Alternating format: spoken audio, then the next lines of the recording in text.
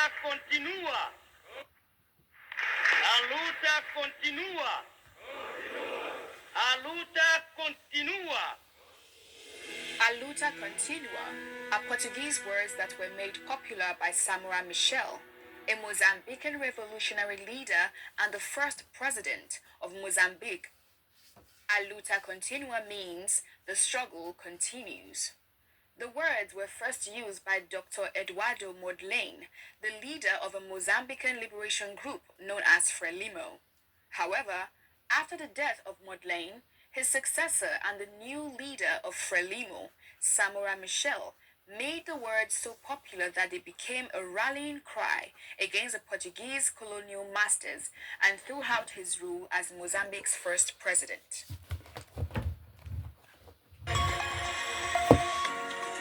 Michel was a former hospital aide who became the first president of Mozambique after the country gained its independence. Mozambique had been under Portuguese rule for 470 years, and its indigents had suffered greatly under their colonial masters. Born on September 29, 1933, in Chilembene village in Mozambique, Michel saw and experienced racial discrimination from the colonial masters while growing up. As an aide in the hospital where he worked, he had observed that the white medical personnel were paid higher than the blacks, despite doing the same amount of work or even lesser.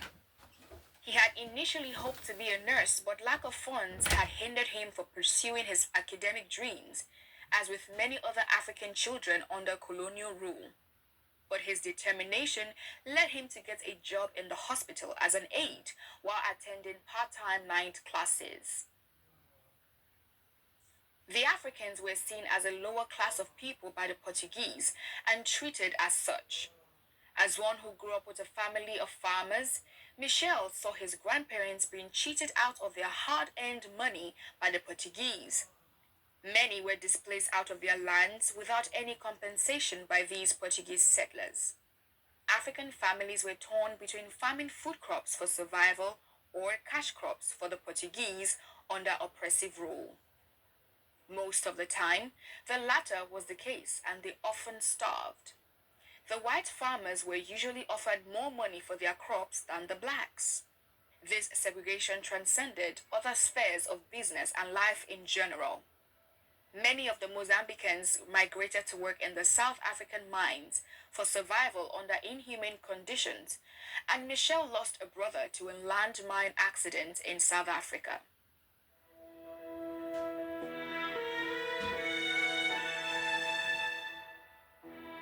Growing up in such a hostile environment spurred Michel to join an organization named Nucleus of Mozambican Students, NISAM.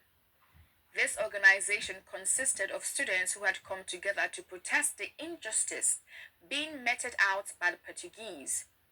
Michel was an active member of NISAM and soon became a major target of the Portuguese government. Eventually, he fled to Tanzania, where many others exiled from his country had run to. In Tanzania, he came in contact with the group Frelimo, a shortened name for Frente de Libertação de Moçambique, translated as the Mozambican Liberation Front. Frelimo was a Mozambican anti-colonial group formed by Dr. Eduardo Mondlane. The group comprised Mozambicans who had been exiled by their colonial masters from their country to neighboring country Tanzania and had the support of Tanzanian President Julius Nyerere. Military training had been ongoing in Tanzania without the knowledge of the Portuguese. The group had been receiving support from the Soviet Union, Cuba, and Algeria.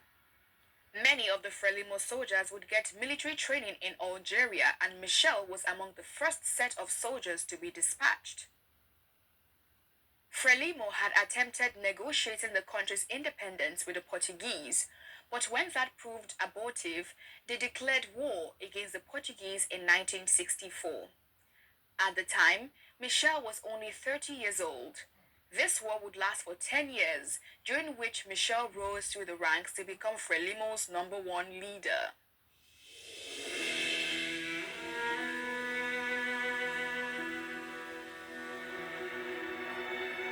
Samora Michel's journey in activism started when he worked at the Miguel Bombarda Hospital.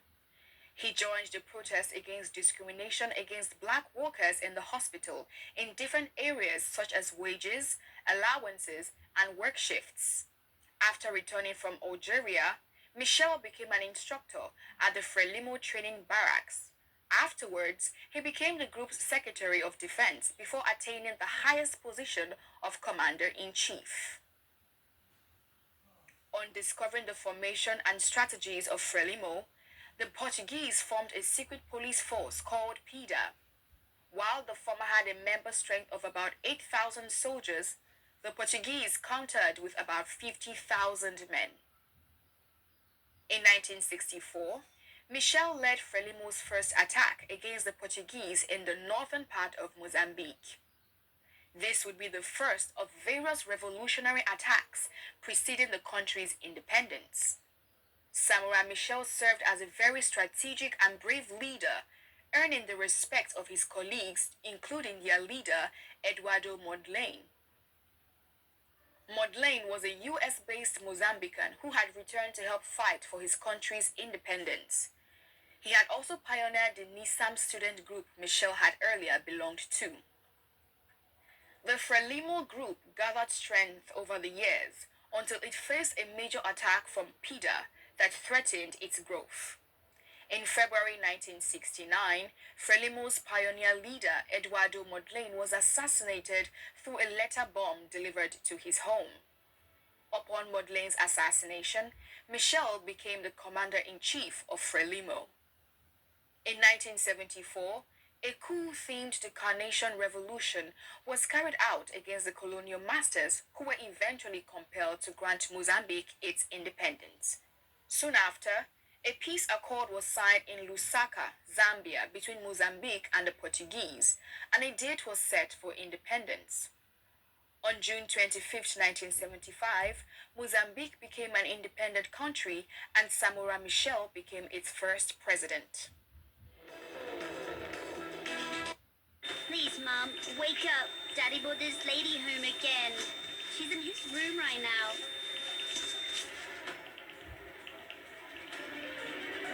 Please, say something. Are you in pain? Please, Mommy, say something. Mommy, please.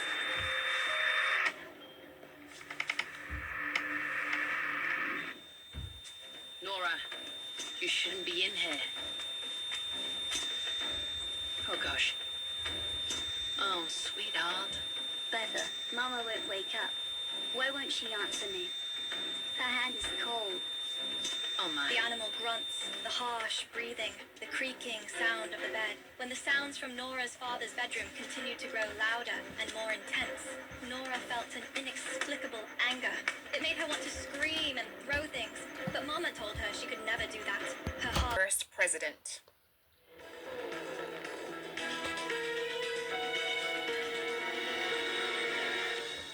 Frelimo's pioneer leader, Eduardo Mondlane, had introduced the famous Aluta Continua phrase in one of his rallying speeches while addressing Frelimo soldiers.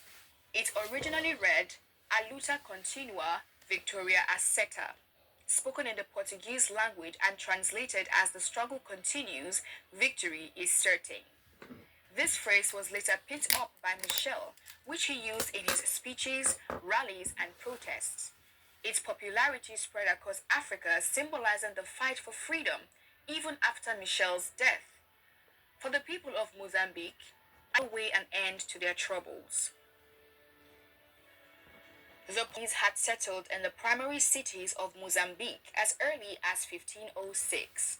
But unlike other European colonial countries that sent their upper and middle-class citizens to help develop their colonies, the Portuguese sent its lowest-class citizens, who were barely literate. These citizens had to take up semi- or unskilled jobs that were usually left for the indigenes in other colonial countries to do. This left the Mozambicans with little or no means of livelihood. No efforts were made towards developing the country they colonized, and this left President Samora Michel with very little to work with on his ascension to office. As such, the struggle continued. struggle continues.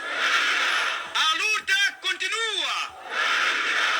A luta continua. Contra o quê? Against what? Against what must the struggle continue? Contra o tribalismo. Against tribalism. A luta continua. And what else must we struggle Contra against? a ignorância. Against ignorance. Contra o analfabetismo. Against illiteracy. Contra a exploração do homem pelo homem. Against exploitation. Contra a superstição. Against superstition. Contra a miséria. Against misery. Contra a fome. Against Contra hunger. o pé descalço. Against lack of clothing. A luta continua The struggle continues para que sejamos todos homens iguais. so that someday we will all be equal. Sentem-se orgulhosos porque foram colonizados pelos ingleses. Os ingleses são civilizados, constituem grande império. There are some who feel a certain pride because they were colonized by the English. The English are civilized and had built a great empire.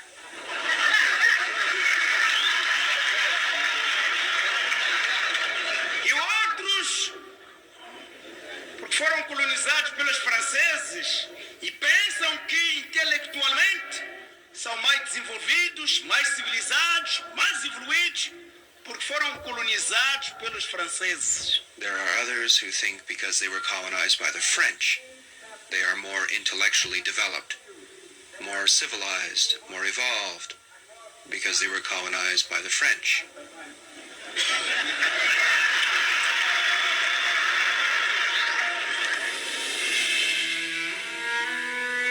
As president of Mozambique, Samora Machel began forming policies that contributed majorly to the growth of the country. Machel had Marxist principles and beliefs and began the nationalization of properties and plantations owned by the Portuguese. Schools and health centers were built in various communities across the country. Mozambique began to experience massive growth until fresh attacks were launched against it by a group named RENAMO, Resistencia Nacional Mozambicana, or Mozambique National Resistance in English. RENAMO was a group that consisted of white minority rulers from South Africa and Rhodesia, now Zimbabwe. These rulers believed Mozambique's independence threatened their grip on the colonies and also disproved earlier theories of Africans being unable to govern themselves. Machel had allowed African liberation fighters like Robert Mugabe and other appetite freedom fighters to use some parts of Mozambique as training grounds, which enabled them to launch attacks against the white leaders. The Rhodesian white leaders then employed the strategy of divide and conquer by pitching the Africans against themselves through mistrust, internal disputes, and so on. This was how RENAMO was created. RENAMO's attacks hindered Mozambique's growth as they were launched on key facilities, railways, schools, and clinics that had been built by Frelimo. These attacks also led to the death of a large number of people and began a civil war that wreaked havoc on the country. The civil war would last for 15 years and drastically crippled the country's economy. Other natural effects like droughts and floods also plagued the country, thereby affecting its economic state. Mozambique eventually had to seek help from the Soviet Union for funding to sustain the country. Having maintained a socialist system of government, Machel was shut out of receiving help from the United States and other countries that opposed socialism. Eu fui colonizado pelos portugueses, I was colonized by the Portuguese, país mais subdesenvolvido da Europa. the most backward country in Europe, but still colonialist. Colonialismo é crime contra a humanidade. Colonialism is a crime against humanity. Não há colonialismo humano. There is no humane colonialism. Não há colonialismo democrático. There is no democratic colonialism. Não há colonialismo não explorador. There is no non-exploitive colonialism. 84, a peace treaty termed the Nkumati Accord was signed to reconcile Frelimo and Renamo. The agreement was on non-aggression and good neighborliness signed by Mozambique and South Africa's presidents Samora Machel and Peter William Botha. The non-aggression accord stated that the South African government would stop backing the Renamo and supplying them with weapons, while Frelimo would stop supporting the African National Congress, ANC, and anti-apartheid movement. However, the agreement was broken off with South Africa moving Renamo's operational quarters to Malawi and continuing attacks. Frelimo then countered by launching a joint Zimbabwean and Mozambican attack against Renamo, and the war continued. Eventually, President Samora Machel was called for further peace talks at the African Leaders Summit, which was held in Zambia in 1986. While returning from this trip, Machel was involved in a car crash around the Mbuzini region in South Africa. Machel did not survive the crash along with other ministers and government officials of Mozambique. Although the incident was blamed on weather conditions and technical problems, there was a popular belief that the South African government had a hand in his death. This was tied to an incident that had occurred 2 weeks prior at the same location where the crash happened. South African soldiers had been injured by landmines at the boundary points of Mozambique and South Africa. Many believe that the crash had been a revenge act by the South African government. Panels were created to investigate the cause of the accident, but no substantial proof was provided to back up the allegations leveled against the South African government. Samora Machel was mourned across the entire southern region of Africa, and there were protests in South Africa and Zimbabwe over his death. President Samora Machel was only 53 years old when he died and had ruled Mozambique for about 11 years. Once a jewel of the Portuguese Empire, the island of Mozambique has suffered decades of slow decay. It was here that the colonial power traded gold, ivory, and more importantly, slaves. Neglected since independence in 1975, the tiny island is hoping to put itself back on the map, thanks to a new wave of investors, tourists, and architects like Frenchman Yorick. C'est plutôt des étrangers maintenant qui viennent parce qu'il n'y a plus de fonds publics. There are many foreigners coming now. The golden age of European funds is over. So now people are coming to invest in other ways. Dans des résidences secondaires avec piscine. This family is also looking to sell up to foreign buyers. Renovation work is likely to cost close to €1 million, bringing a boost to the local economy in the form of jobs and tourism. But some fear that the island will again become divided, just like in colonial days. There will come a time when all the local people will have left the historical part, the City of Stones, because all the buildings will have been bought by tourists who might not even live there. Passam a viver a cidade de Maputo, outros passam a viver fora da ilha. Historically, the southern half of the island housed slaves. Today, it's a crowded maze of streets, threatened by the sea. A água fica acumulada aqui. The water is trapped here. The sea enters, but it has no outlet, and that brings many diseases: malaria, mosquitoes, and cholera. Os mosquitos, estômago também acontece aqui. With toilets in scarce supply, for a long time residents would use the beach, just one of the reasons tourists have been avoiding the area, and something that local authorities have managed to clean up considerably in recent years. In 2014, the island welcomed just 5,000 visitors, but with renewed interest and investment, Mozambique's jewel may well shine again.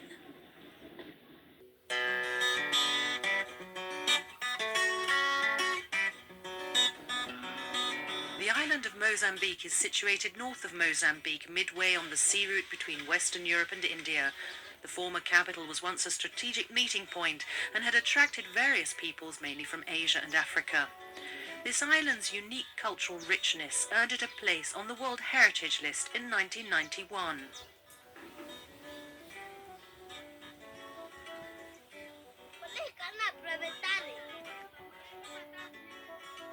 Its main feature is the fortress of San Sebastian. Built between 1558 and 1626, its size and history makes it the most imposing monument on the island. And it's one of the most impressive examples of military architecture in Africa. Its walls measure almost 1 kilometer in length, and parts of its ramparts are 12 meters high. As a result of the capital's transfer to Maputo, the port's delocalization to the north of the country, and the War of Independence, the island was devastated. Its infrastructure gradually fell into disrepair, and its economy declined. A rescue plan was urgently needed. With the support of UNESCO, the Mozambican government launched an extensive rehabilitation project. Japan, Portugal, the Union of Portuguese-speaking capital cities, the Netherlands and the Flanders region provided aid, and the restoration of the fortress of San Sebastian was the project's core. It has to help the people to develop their own destiny and future, not only to be there for the past as a cultural element, but also as an element in society for sustainable development, but it should be part of daily life, so that there's really an incentive, that there's an impulse to the economy as well of the partner country. The question was how to go about sustainable rehabilitation when the island's infrastructure was in such a poor state. The people of the island seriously lack proper water supply. They have to queue for one of the only cisterns in working order, and they have to pay for the water. Under the bridge that connects the island to the mainland, there's only one water pipe acting as a lifeline. That's not enough. Mohammed became a water seller. To supply his customers, he has to make several 50-kilometer round trips to the mainland each day. É o único sítio onde nós podemos tirar. Levamos a eletrobomba para puxar a água, para dar energia lá do outro lado. Já não podemos puxar água para aqui. Terminou o dia hoje? Já. Terminei. O caminhão está vazio. Está vazio, é verdade. Só amanhã de manhã tenho que começar outra vez para ir buscar água. In the past, the fortress provided a solution with a cleverly devised rainwater collection system accessible to everyone. A channel, waterproofed with a mixture of cement and seashells, ran across the roof carrying the water to 2 cisterns. In the rainy season, after 2 days, 1.5 million litres of water would be collected.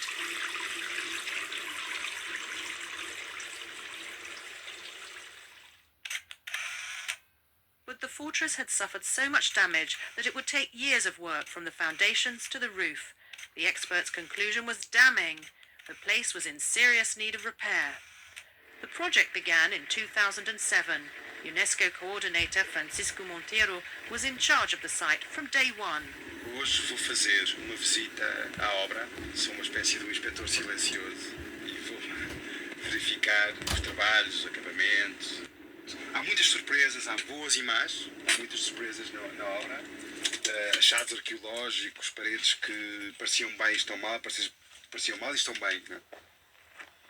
What we call phase 1 is basically to completely stop the degradation process. The vegetation growing in the cracks of the masonry was in a very advanced stage. We had to consolidate the different foundations of the whole shell, and then, key elements like the bastions, the corners. The system that we tried to save is a double wall system, filled up with clean sand, which means that as soon as the shell breaks, you are in the bone of the ramparts. And to keep the shell in a perfect shape, they had to reopen the masonry and close it again. In rebuilding the roof, they tried to save as much of the existing material as possible, concrete and traditional. 70% of the rooftops were replaced from the traditional system. 30% had to be demolished and rebuilt in a traditional way. One major challenge was to ensure that the water was collected safely and that surfaces were low maintenance, even if training people to provide maintenance was one of the architect's tasks. The rehabilitation process allowed about 100 local people to be employed and trained. Some of them went to Kenya to study traditional building techniques. One of them was Abdallah Kasimo. He spent 6 months in Lamu Old Town. Aprendi como que se prepara a cal, quanto tempo que está para estar na água, tudo aquilo. Até também para ensinar os outros. Eu tenho vontade também de ir aumentar os meus estudos, porque quando eu tiver mais, aquilo que eu aprendi irá aumentar mais. Most of the architects on the project were Mozambican. They worked alongside young interns like 25-year-old Mohammed, who'd taken a year off to join the team. Eu cresci brincando nas ruínas e sempre imaginando cenários da ocupação ou da vivência daquelas ruínas. Então, daí decidi seguir a cadeira de arquiteto para frente. Depois, quando já recebi a proposta de trabalhar aqui para o projeto da Fortaleza, não hesitei. Before the work began here, people had to go inside the fortress to get water. The architect decided to build a cistern outside the walls to preserve the site and to make the access to water easier. Since it started working, the cistern has become a meeting place, and even if the villagers have a long trek to reach it, they're there every morning and afternoon.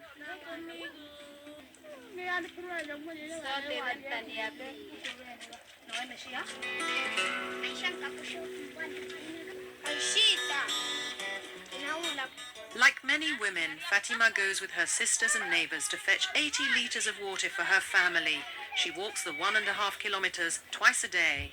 É muito fácil porque ali não há guarda, não há ninguém, mas a água está bem. Nunca fecha? Não fecha. Cada qualquer hora que a pessoa quer tirar a água, ele tira.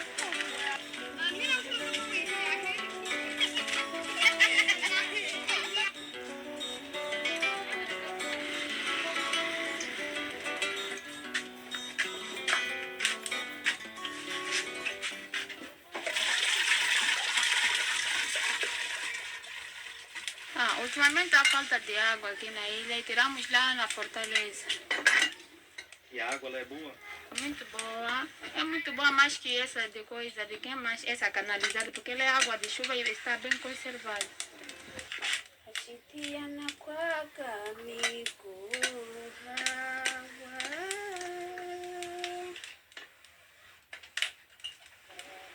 Now the consolidation work on the fortress has been completed, the decay halted, the structures reinforced. It's time to move on to the second phase, which is the sustainable use of the building. So far, the rector of Lurio University has signed an agreement with the local authorities to establish an architecture research centre on the site. The rehabilitation of the fortress has given the island a boost. Renovation work is going on all over. All these activities are aimed not only at the sustainable conservation of the fortress, but also at revitalising the island, so that it can benefit fully from its rich potential.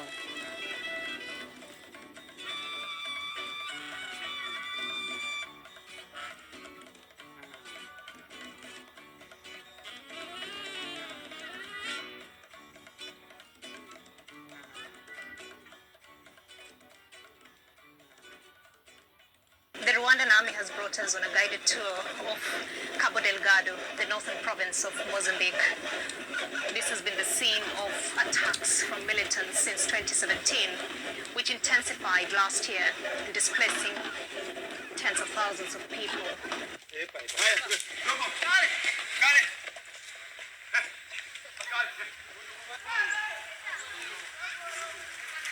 Tunamokimbia huwa wanatufuata wale magaidi wale, basi wanapotukuta huwa wanatupiga kwa mafimo bila matatizo, na mwingine kuchinjwa. Misikiti yetu imevunjwa, makanisa yamevunjwa, basi hizi sababu kia tukiziangalia tuzijui.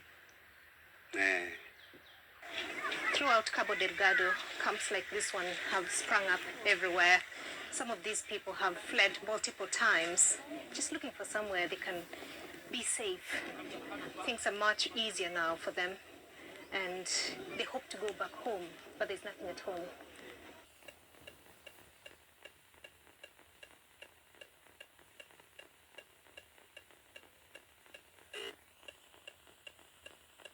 Like this one have sprung up everywhere. Some of these people have fled multiple times, just looking for somewhere they can be safe. Things are much easier now for them, and they hope to go back home, but there's nothing at home. Sina uwezo huwa wowote, mtu wa kuyumbayumba tu.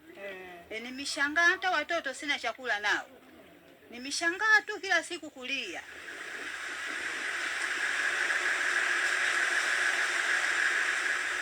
This must have been the reception, and yeah, just total destruction. This hotel was popular with expatriates, and when the insecurity intensified, they all fled here. They lived in the vicinity. They came in here and tried to get help, but none was coming. For 3 days, they were holed up here together with some residents and the mayor. Some of them were killed right outside the hotel. Others managed to get as far as the beach. Some were rescued. It is not known how many died. Hatukujua maki tuliwakuta wameoza. Tumekaa siku 8 hatujafika hapa, na wao wapo kati wapo. Mpaka siku ya 9 hatukuamini kwamba wametoka. Mpaka siku ya 10 tulipokuja tumekuta binadamu ameharibika. Hata mimi mjukuu wangu nimemjulia ajili ya sheti, nilikuta na yeye vile vile ameharibika. Ikawa tukafifia tu, hatukumjua kwamba huyo ndi nani, hatukumjua. Hata pale hivi lile kaburi lile unaliona lile. Yes. Yeah. So you were asking yesterday about the anti-aircraft, is it you? Yes. Those are the top ones. In the middle. Right. Oh. But they haven't done that. They have that capacity, And they are low or whatever high? And what's the motivation for Rwanda? The motivation is actually driven by our history. We have experienced this before, and we feel that we should partake in any activity or any initiative that would lead to the security of people wherever we are called upon. We have done it in Kal, South Sudan, Darfur, and we're doing it here.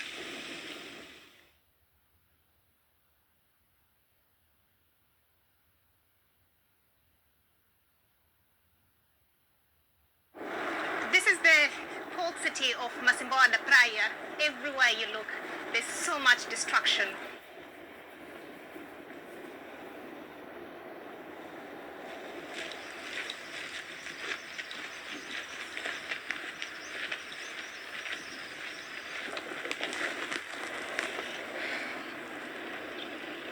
It's here in Mozambique da Praia that the forces finally declared victory. This was the stronghold of the militants, the nerve center of the operations.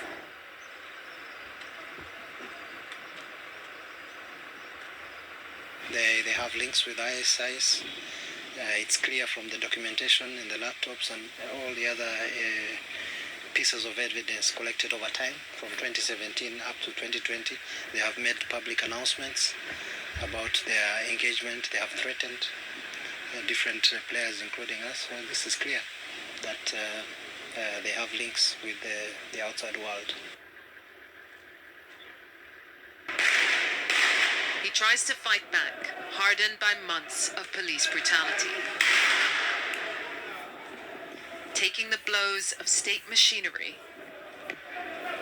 for daring to resist. Live ammunition is used on the others.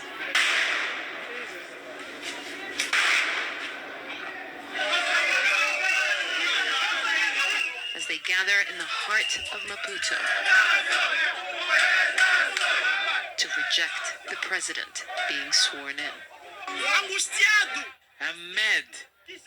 I'm no longer proud to be Mozambican because I see my brothers being murdered in this country. Rocks and bottles are flung to show their fury, not just about the disputed election, the hundreds killed in the crackdown.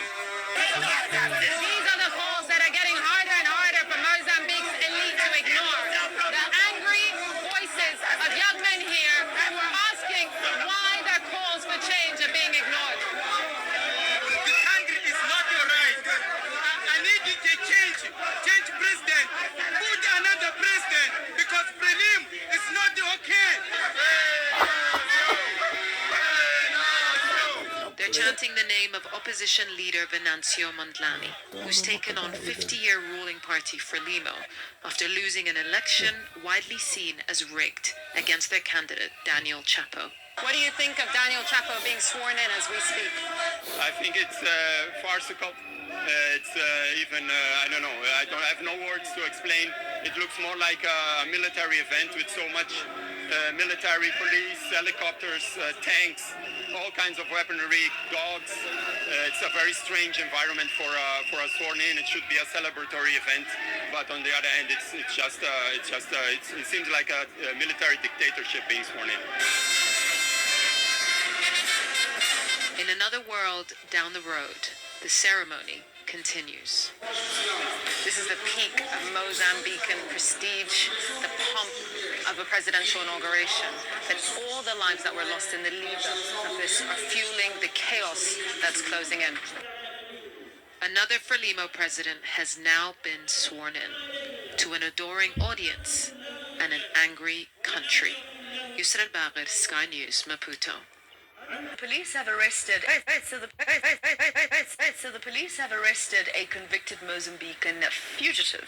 Yeah, Nelson Simiao Masango was one of the more than 1,500 prisoners who escaped from a maximum security prison in Maputo last year during the post-election violence. Yeah, reports say he was convicted of murder in 2015 and sentenced to 20 years behind bars. Masango was arrested at a car hire dealership in Sentin, the richest square mile of Africa. He is being... What? Bro, what are you talking about, man? What? Bro, what are you talking about, man? What? Bro, what are you talking about, man? Police have arrested a convicted Mozambican fugitive. Yeah, Nelson Simiao Masango was one of the more than 1,500 prisoners who escaped from a maximum security prison in Maputo last year during the post-election violence. Yeah, reports say he was convicted of murder in 2015 and sentenced to 20 years behind bars. Masango was arrested at a car hire dealership in Sentin, the richest square mile of Africa. He is being investigated for several cases of car theft in Gauteng. It's alleged that he rented 4x4 bakkies and smuggled them into Mozambique to have them sold. Yeah, he was busy living a life, yeah? Murderer, kidnapper, hijacker, car thief. Yeah. So when did these people escape? Towards December, right? In December. Yeah, it was the end of the year. So in the 2-3 months that he's been in this country, he's run a business. And that so-called escape is big questions. It's questionable. But the authorities in Mozambique. But what I'm saying is, 2-3 months in this country, you've already been able to steal 4x4s and take them to your country for cash. No, he's a criminal. He's an operator. If he is sure that it is illegal, I'm here to accept to be before the justice, to be before. If he is sure that it is illegal, I'm here to accept to be before the justice, to be before the court. No problem. Would you work in President Chapo's government given a chance? Yes, if he have a genuine interest to work with me, he's got a chance to invite me to the table of the dialogue. I will give you some examples. Now, we've got something like 5,000 people arrested related with the demonstrations in these 100 days. Unconditionally, they must release the people. We have got something like 200 people that are injured. They were shot. And I say, that we must give them medical treatment freely. We've got something like 300 people that was murdered, assassinated by the police. And I say that it's very important to give financial compensation to the families. I think this is a basic justice. If he agree, I think that they will begin to open the space, windows to in the next days maybe to go to the table of the dialogue. So moving forward, you're saying no more protests until the next 100 days. There is a condition. If they respect and obey the implementation of this item that I mentioned, in next 100 days we don't have demonstration. And you had obviously left the country because you were not feeling safe. Yes. And now you're back here. Does that mean you feel safe being back? Not really, but I decide now that I'm ready to confront the justice, because they said that I commit crimes. They said that I will block this narrative. That's why I said that I will return to Mozambique.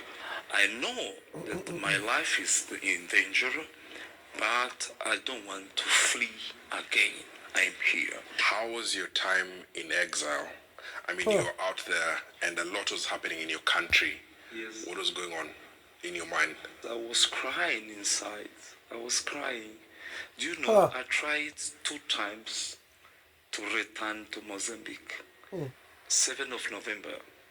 I said that I want to join with a big demonstration that we planned, but many people encouraged me to return to Mozambique. Second time I tried, but many people said, no, you are better there. Yeah, guide us abroad.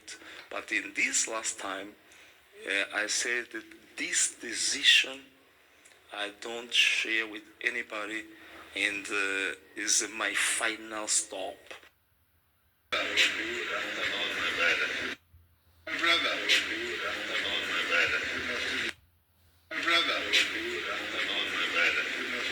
South Africa and Mozambique are formidable allies. It's President Chapa's first visit to the country since he succeeded President Filipe Nyusi. We have come together to continue strengthening the bonds between our two countries, and we've had extensive discussions between the two of us on how those bonds between Mozambique and South Africa can be further strengthened, and in many ways how we can turn a new page of cooperation at a political, diplomatic, economic level, and how we can continue to entrench stability, political stability also in Mozambique following the elections, and also how we can create a conducive environment for businesses to operate in both countries. We are here to explain that our situation in Mozambique, political situation, is good. Now we are working. For example, tomorrow we'll be together with the political party opposition to signature agreement to talk about our country, about many things, about decentralization, and at the same time we are talking about our electoral law in Mozambique and other things. And we are here to talk about our relation, political relation, diplomatic relation. This forms part of reassuring South Africa that they are dealing with outstanding political issues in Maputo following the wave of protests that almost plunged the country into a crisis. President Ramaphosa says they want to fortify their bilateral ties, creating effective and efficient border posts between our two countries, where we can have one-stop shops and where trade can flow easily between Mozambique and South Africa, and how we can identify other big-ticket projects that can develop the two economies so that we can create jobs for young people on both sides of the border, Mozambique and South Africa. Our relations are historic, and they are even more important now as we face trying economic conditions. So today's working visit has been an important one, which will pave the way for state visits on both sides. We have Limpopo borders and Rasan-Garcia borders. We are here to talk about private sector and public sector, and how we can do to grow up our economy. And we are very happy because we are talking about our Maputo corridor, about maybe we are thinking about one-stop border in Maputo corridor, because you know that we have many trucks from South Africa to Mozambique and Mozambique to South Africa. We think that is very important to our commercial relation and our trading business between Mozambique and South Africa.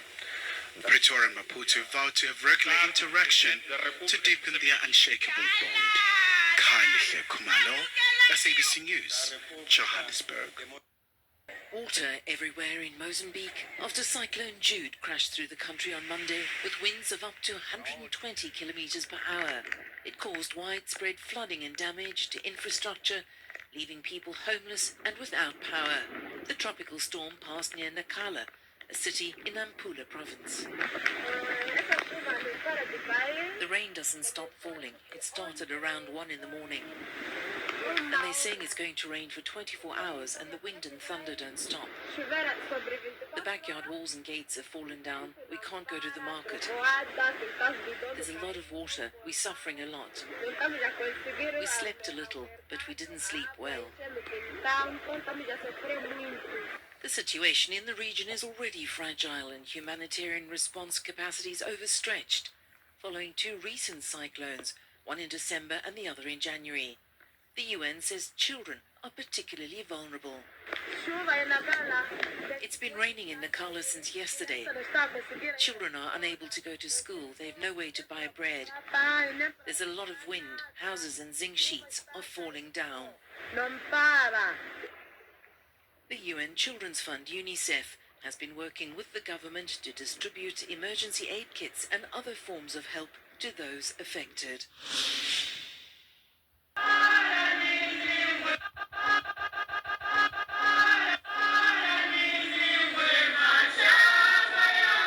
Family and friends of 16-year-old Antonio Joaquim have gathered to bid their final farewell. They said he was taking part in a pots and pans protest in Mozambique's capital when police used live bullets to disperse crowds. Antonio is the latest casualty of weeks of protests that have gripped the country since the governing party, Frelimo, won the disputed presidential election in October. The party has been in power for 50 years. His friends nicknamed him Jumbo, which means luck. And now his mother says he's a victim of a bullet, a victim of an electoral process he did not even take part in. And they are killing innocent people without any reason, but many female are crying now, like myself. Venancio Mondlane, a part-time pastor and independent candidate, insists he's the rightful winner of the vote. In recent weeks, his supporters have taken to the streets demanding for his victory to be announced. The crisis deepened with assassinations of Venancio's lawyer and his colleague, a parliamentary candidate. Venancio alleges that at least 50 people have lost their lives, while civil rights groups have accused the police of using excessive force. This is a show of frustration like nothing I've ever seen before. People are banging pots and pans, blowing whistles, vehicles passing by and hooting, and the message is simple. They are saying that the recent elections were not free and fair, and they want their candidate, Venancio Mondlane, to be declared as winner. They are also saying that if they can't join the streets to go and protest, they will do it from the comfort of their homes. And this is happening all across the country. As we're moving around the city, we came across this group of young people who are holding a vigil on behalf of one of them who they say was shot by the police officers. They showed us images from the scene of the incident, which are too graphic to show. I wouldn't know what is the rationale behind killing children. There is no possible way of justifying that. Children are children. Even if they are part of a protest, that should be one more reason why security forces should take extra precautions when handling those crowds. It's important also to remind Mozambican security forces that children, like adults, they have the right to protest, to peacefully protest. And when they do so, they are required to have extra protection from the authorities that pledge to protect them. The police say they're investigating cases of police brutality while also acknowledging losses within their own ranks. Foram 103 pessoas feridas e desses 69 são polícias. Portanto, a maior parte de feridos são polícias, não é a população. Abrimos um inquérito para poder identificar as causas profundas que deram a este incidente, porque isso é uma instituição. Então temos que analisar os pontos fortes, os pontos fracos para melhorar o amanhã. Os manifestantes estão a usar crianças com um escudo à frente e eles próprios estão atrás. Não se deve usar crianças porque são inocentes. Isto não é nenhuma manifestação e não é o assunto das eleições, mas sim assunto apenas de subversão concorrendo para o terrorismo no nosso país. Mozambique stands at crossroads amid political uncertainty and rising tensions. The Constitutional Council faces the critical task of deciding whether to uphold the contested election results or call for fresh polls, a process complicated by the lack of set timelines. President Filipe Nyusi has urged unity, inviting the four presidential candidates, including Mondlane, to discuss the crisis, warning that the unrest is taking a toll on the nation's fragile economy. Meanwhile, families like that of Antonio Joaquim, a casualty of the violence, can only hope for return to peace and the pursuit of justice.